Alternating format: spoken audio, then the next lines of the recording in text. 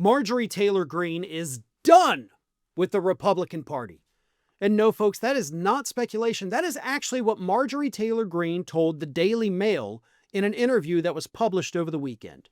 Greene is so dissatisfied with the direction that her party is going, which is ironic because it's going that way under Trump. But here is what she had to say about the future of the GOP and her future within the GOP. I don't know if the Republican Party is leaving me or if I'm kind of not relating to the Republican Party as much anymore. The course that it's on, I don't want to have anything to do with it. I just don't care anymore. That sounds like a breakup letter to me. Sounds like Marjorie Taylor Greene is no longer a Republican. She's definitely not on the left in any capacity as a moderate or, far leftist or socialist or anything. She's still far right. She's just not a Republican. Well, she'll still be a Republican, but she doesn't want to be, but she doesn't have the courage to actually leave and become an independent.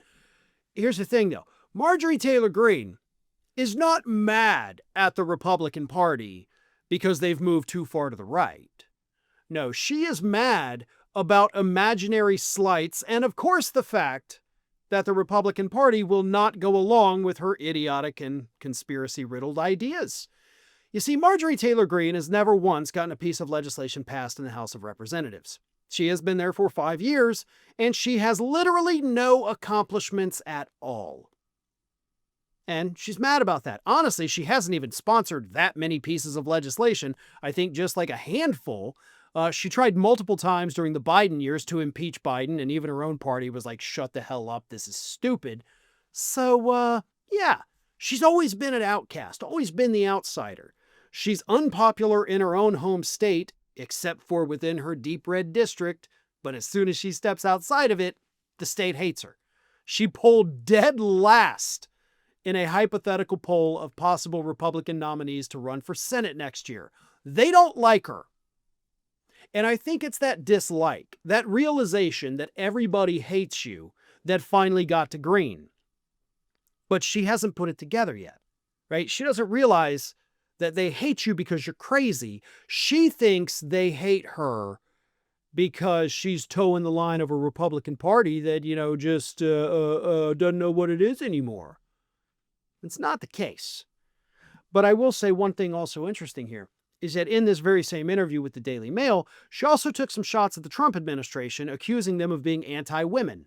Now, she stopped short of calling Donald Trump out, even though she did call out something that Trump did, and it has to do with Elise Stefanik, right? Elise Stefanik was, of course, Donald Trump's original nominee to be ambassador to the United Nations, but Donald Trump pulled her nomination and instead put Mike Waltz in that place, who, of course, is the guy from Signalgate who added the reporter from The Atlantic onto the War Plan group chat. So after that, Trump puts Waltz as the UN ambassador nominee. Here's what Greene said about that. How does he get awarded after Signalgate? She, talking about Elise Stefanik, got screwed by Mike Johnson. She got screwed by the White House. I'm not blaming Trump particularly. I'm blaming the people in the White House. I think there's other women in our party that are really sick and tired of the way men treat Republican women. You're not wrong about that. I think there's other women, Republican women, and I'm just giving my opinion here, who are really sick and tired of them. Yeah, because they want you to not have any rights. I would be sick and tired of that too if I were you. And I wouldn't be a member of a party that's pissing me off because they're taking away my rights. That's on you at that point. You're choosing to stay in an abusive relationship that you could easily leave without any ramifications at all. But I love how she's like, I can't believe what Trump did that. Trump withdrew Stefanik, replaced him with Waltz, and you're like, well, I don't blame Trump for that. I blame people in the White House. No, there's only one person in the White House who even had the authority to do that, Marge. Like, you are so close. And here's the thing. I know you know it's him. But you're not willing to burn that bridge yet. You're willing to burn the bridge with the rest of the Republican Party, but not the one with Trump because, that could serve you in the future.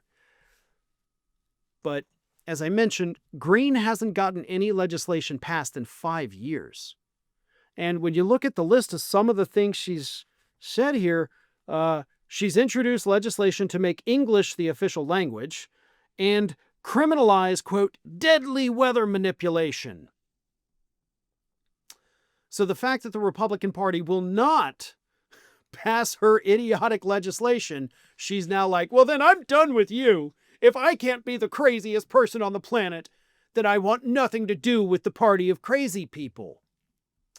Yeah, none of it makes any sense, but, you know, it's kind of how Marjorie Taylor Greene operates. Thanks for watching today, everybody. And don't forget, if you're not already, please do subscribe to this channel. We have fresh content going up every single day, and I would really hate for you to miss out on that. And speaking of missing out, if you're not following me across all other social media outlets, then get on it. You can follow the links in the description of this video.